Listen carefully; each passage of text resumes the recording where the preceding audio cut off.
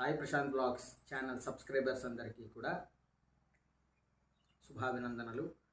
అయితే ఈరోజు మీకు ఇంకో విషయం గురించి చెప్పబోతున్నాను. అయితే కొంతమంది ఎక్కువగా మమ్మల్ని అడిగే ప్రశ్నలు ఏంటి అంటే, గురువు గారు పూజలు ఎవరు చేయాలి? భార్య చేయాలా, భర్త చేయాలా? లేకపోతే భర్త చేసింది భార్యకు వస్తుందా, భార్య చేసింది భర్తకు వస్తుందా అనేసి అడుగుతున్నారు. అయితే నేను చెప్పేది ఏంటి అంటే, ఇది శాస్త్రమేనండి, నేనేం చెప్పట్లేదు.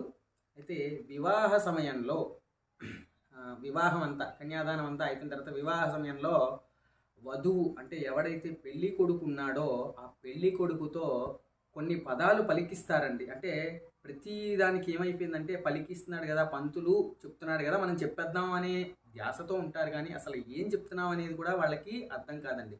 దయచేసి గమనించాల్సిన విషయం ఏంటి అంటే, అప్పుడు కొన్ని పదాలు చెప్పిస్తారండి. అవి ఏంటి అంటే, ధర్మేచ, అర్థేచ, కామేచ, మోక్షేచ, నాతి చరితవ్య అని చెప్పిస్తారు. అంటే ధర్మేచ అంటే ధర్మబద్ధంగా, ధర్మంలో నీకు సమభాగం అంటే నిన్ను జాగ్రత్తగా చూసుకుంటాను ధర్మంగా.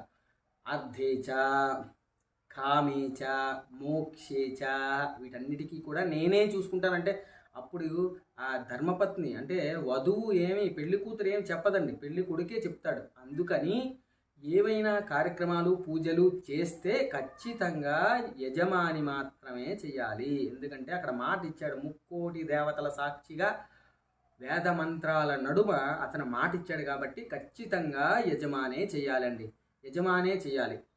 అయితే ఈ ఆడవాళ్ళు చేస్తూ ఉంటారు, వాటిని నోములు వ్రతాలు అంటారండి. వాళ్ళ నోములు వాళ్ళు చేసుకుంటారు. వాళ్ళ నోములకి ఈ యజమాని చేసే కార్యాలకి ఇబ్బంది లేదు, వాళ్ళ నోమును వాళ్ళు చేసుకోవచ్చు.